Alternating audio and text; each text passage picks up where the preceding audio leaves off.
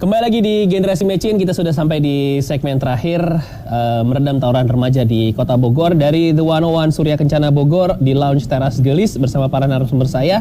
Saya mau nanya juga ke Pak Mulya. Tadi menarik pertanyaan dari Pak Reza.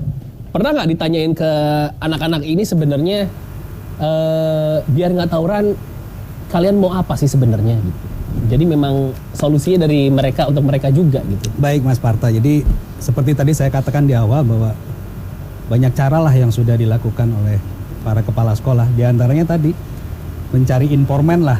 Ya. Nah, informan intel di antara teman-teman. Di antara teman-teman, baik itu yang fungsinya untuk mencari tahu latar belakang mereka berbuat seperti itu, sampai ke bertujuan untuk membocorkan setiap rahasia-rahasia perjanjian, rencana-rencana jahat mereka untuk saling tawuran. Itu sudah dilakukan. Sudah dilakukan. Nah, kadang luar biasanya ini yang terakhir sajalah, yang terakhir terjadi kasus yang melibatkan antar basis tadi, itu sudah tercium oleh Satgas Pelajar berdasarkan informasi dari informan tadi. Ya, dilakukan bubar sekolah. Itu sudah hasil pengusiran. Sudah disuruh kembali ke rumahnya masing-masing dengan pengawalan. Bahkan kita tidak harus, Satgas itu nggak harus sampai ngantar masuk ke pintu rumah barangkali. Iya. Kan kejadiannya jam setelah Isya, kurang lebih 7:30. Artinya yang setelah maghrib mereka diusir itu ya setelah itu muncul lagi, berkembali lagi. Jadi seperti ada opsi B di antara mereka pun.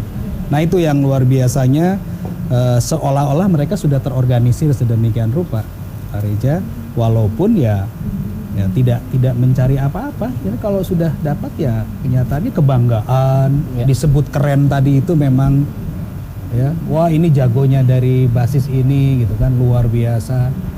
Nah, itu makanya saat di video kan itu oleh si kameramennya itu, wah mereka nunjukin banget kalau wah ingin dilihat lah sosok dirinya. Kalian dilegalin aja Pak, bikin kompetisi bela diri secara baik dari teknik. Nah, ini yang barangkali kita butuh banyak masukan, apakah harus ada penelitian khusus yang mengungkap masalah ini supaya menjadi suatu solusi, masukan bagi pemerintah. Karena anak-anak ini mungkin testosteronnya agak besar untuk diagung-agungkan, dibilang keren. Karena gini Mas Parta, kalau untuk sekedar penanganan ya, sekedar penanganan setelah terjadi, saya pikir ini nggak akan pernah selesai. Betul. Ya, kita hanya mengobati luka, lalu luka itu muncul lagi gitu Pak. Nah, karena solusi yang kita harapkan itu ya mulai dari pembinaan anak di keluarga. Saya yakin itu dari keluarga sampai anak masuk ke jenjang sekolah formal, SD, SMP, ya permusuhan gitu kan ya. Itu betul-betul harus ditanamkan, hilang sama sekali di antara mereka. Rasa belas kasihan dan lain sebagainya, itu yang harus. Karena kan ciri-ciri awalnya ya kita sering lihat lah video-video pembulian anak-anak di jenjang SD, SMP, itu kan itu sudah cikal bakalnya. Sekarang sudah masuk ke jenjang berikutnya, ya sudah celurit dan samurai yang bermain. Nah, itu barangkali yang ingin saya tegaskan. Pihak keamanan saya tambahkan sedikit lagi Pak Mas Parta, bahwa saya pikir sudah cukup berperan saat menangani kasus itu telah terjadi. Tetapi secara preventif ya kita hanya dengan pihak Kodim, Polres dan Polsek memang ada pembinaan rutin.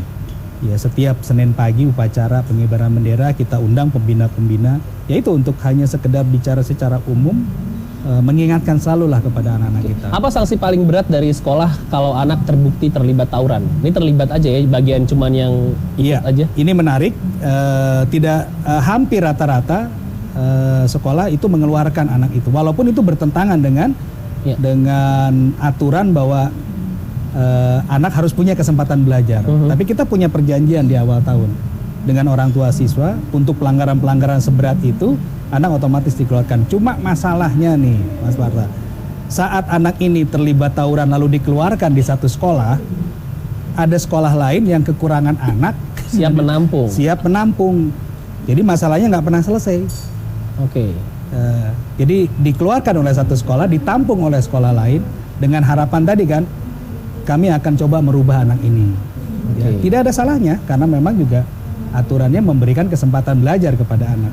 Iya. Namun faktanya ternyata berulang lagi. Anak itu ya yang jadi pelakunya lagi saat tawuran. Nah, Oke. Pak Reza, ada yang mau ditambahin lagi Pak Reza? Kondisi yang kita perbincangkan hari ini, jam segini, sebetulnya kan sudah diceritakan pula oleh Rhoma Irama sejak tahun 70-an. Wah, begadang jangan begadang. Bukan, nih. Oh bukan. Darah Muda.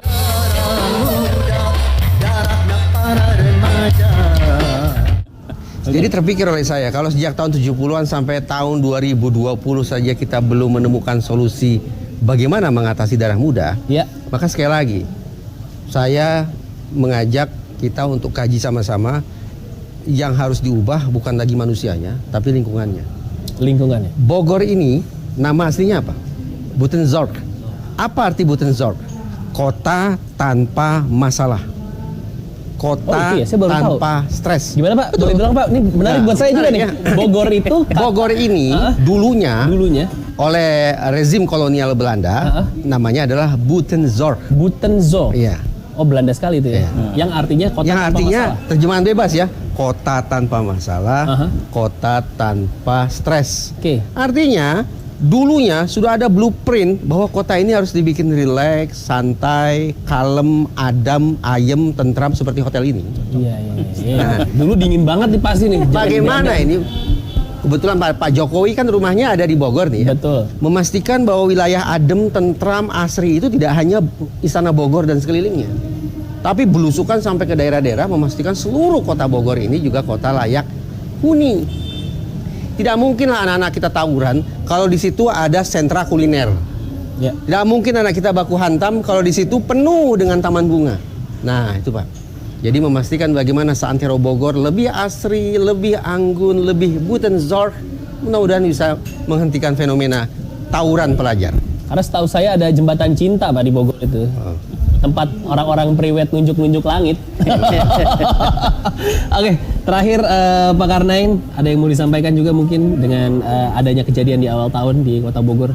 Ya, jadi semangat Kota Bogor sebagai kota layak anak dan Bogor sebagai kota yang ramah keluarga, saya kira ini menjadi entry point penting untuk menjawab permasalahan tawuran pelajar ini.